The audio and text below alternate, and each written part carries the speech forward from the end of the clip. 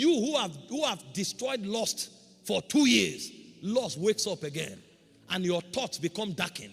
And you are wondering, when did this lust come from? That's when you will realize that when you were serving God, you were doing yourself a favor. You will discover that the fear that left you 6 years ago suddenly come back. And you are wondering, how did this fear return? It returned because you died, your service stopped. Because while you were serving God, there was a burden service put on your spirit to stay hot. Because you know that if you are singing here and it's not hot, people will know. You know if you are giving a charge here and you are not hot, they will know.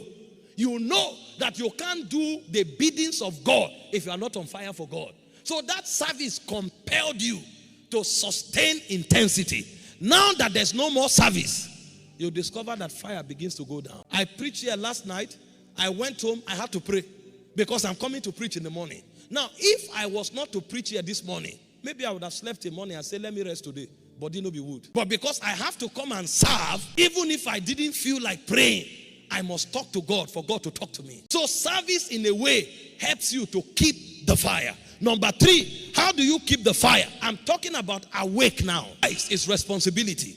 Awake is revival. How do you keep the fire? Number 3, by maintaining fellowship with the brethren.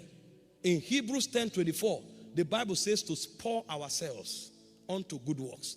To spur ourselves. So when we fellowship together, I trigger you, you trigger me. Iron sharpeneth iron. As a man, the countenance of his friend. You keep your fire by maintaining fellowship. Number 4, you keep your fire by living sacrificially. You study the Old Testament. The moment the sacrifice is put on the altar, the fire descends. Leviticus 9:22-24.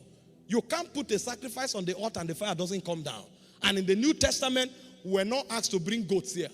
It says present your bodies as a living sacrifice, holy and acceptable unto God. It said this is your reasonable offering. So when a man begins to live sacrificially, the fire is sustained. The fire is maintained. No selfish person is on fire. You can go and do your research. It takes sacrifice or sacrificial living to be on fire. People that you want them to do, they can't do anything for anybody until you pay them. They don't know anything about fire. Pick paper from ground, 10,000. I'm not saying church won't have staff. No, church will have staff that we pay. It's only right we do so.